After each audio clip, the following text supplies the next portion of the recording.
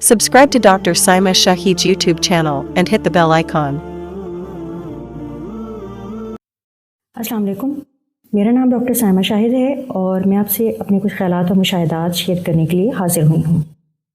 موضوع گفتگو جو چل رہا تھا وہ تھا امتحان کا سوال نامہ، اور ہم پہنچے تھے اس خوشخبری پر کہ آخرت کا پیپر آؤٹ ہو چکا ہے۔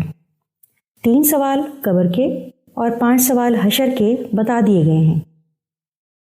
پہلے 3 سوال جو قبر کے ہیں، نمبر 1، من ربک، آپ کا رب کون ہے؟ ہر وقت سن کے، بول کے، پڑھ کے، یادداشت میں محفوظ الفاظ فوراً ہی دماغ انہیں جواب دے گا، اللہ سبحانہ و تعالیٰ۔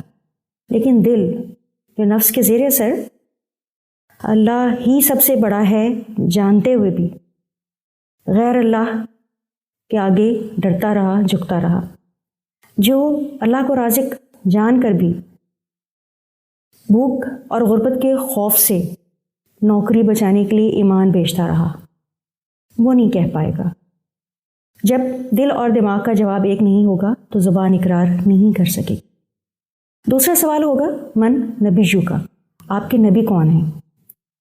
دماغ سے جواب آ جائے گا محمد صلی اللہ علیہ وسلم، لیکن دل جو یہ جانتے ہوئے بھی کہ ان کی اطاعت اور ان کے بتائے ہوئے راستے پہ عمل کرنا ہم پہ فرض ہے، پھر بھی شیطان کے بتائے ہوئے رستوں پہ چلتے ہوئے اور جس کے لیے سنت پر عمل کرنا بہت مشکل تھا، وہ یہ جواب نہیں دے پائے گا۔ تیسرا سوال ہے ماں دینوں کا، آپ کا دین کون سا ہے؟ دماغ نے تو فوراً بتا دیا اسلام، لیکن وہ دل جو ساری عمر غیر اسلامی طور طریقے پسند کرتا رہا اور غیر اسلامی شاعر پہ اپنی زندگی بسر کرتا رہا، وہ یہ نہیں کہہ پائے گا، چنانچہ زبان نہیں اقرار کر پائے گی۔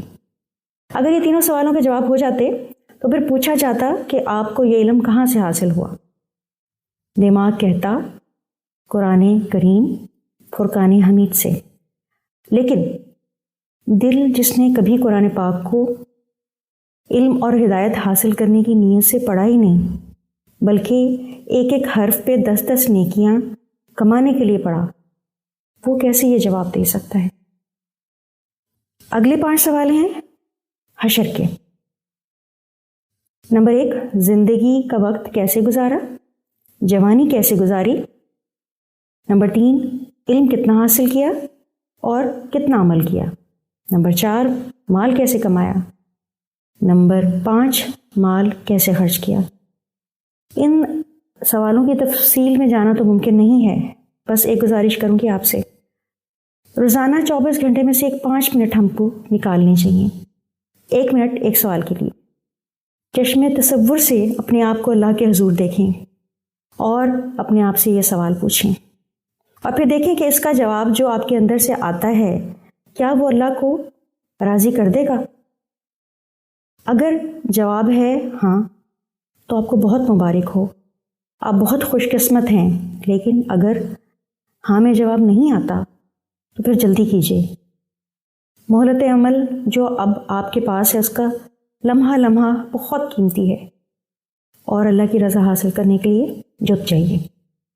اب ہم غور کرتے ہیں کہ امتحان پاس کرنے کے لیے ہمیں پیپر کو کیسے اٹیمپٹ کرنا ہے۔ زندگی کے اس امتحان میں شب و روز کا سوال نامہ ہمارے سامنے کھلا ہے، اور ہمیں اس میں مختلف قسم کی صورتحال سے واسطہ پڑتا ہے، اور وہ ان میں سے ہر صورتحال ہمارے لیے ایک امتحان کی طرح ہوتی ہے۔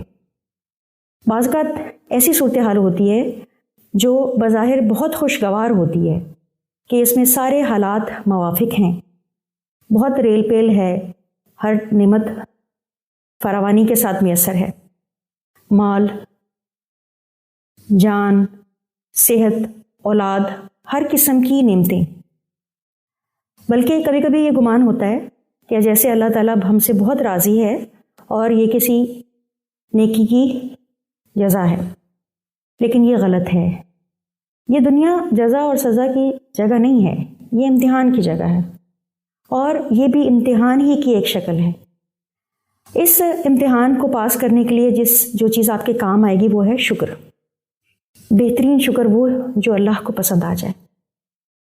شکر وہ جذبہ ہے جو کسی بھلائی کی صورت میں بھلائی کرنے والے کے لیے دل میں ابھرتا ہے۔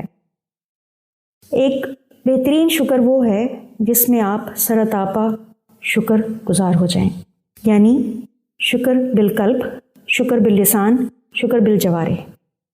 شکر بالقلب کا مطلب ہے کہ جب بھی آپ پہ کوئی احسان ہوتا ہے، کوئی نعمت ملتی ہے، تو فوراً عطا کرنے والی کے طرف آپ کا ذہن مبذول ہونا چاہیے، بجائے اس کے کہ یہ میری کسی ایفرٹ سے ہے، جس نے عطا کی ہے۔ اس کے لیے دل میں جذبہ تشکر، اللہ تعالیٰ کے لیے جو محبت شکر گزاری کی صورت میں پیدا ہوتی ہے، وہ ہی ہمیں اللہ کا فرما بردار بنانے کے لیے کارآمد ہوتی ہے۔ شکر باللسان کا مطلب ہے کہ زبان سے اللہ کا شکر کرتے رہنا، جیسے ہم تسبیح کرتے ہیں، اس کے بہت سارے فوائد ہیں۔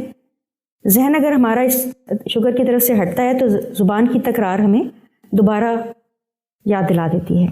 دوسرے، الحمدللہ کہنے سے نصف میزان فل ہو جاتا ہے۔ نمبر 3، جب ہم شکر ادا کرتے ہیں تو ہمارے آس پاس لوگ جو شکر کرنے میں مستعد نہیں تھے، انہیں بھی شکر کرنے کا ذوق پیدا ہوتا ہے، اور ہماری زبان شکر جب ادا کر رہی ہوتی ہے تو باقی بہت ساری غلط چیزوں سے بچ رہی ہوتی ہے۔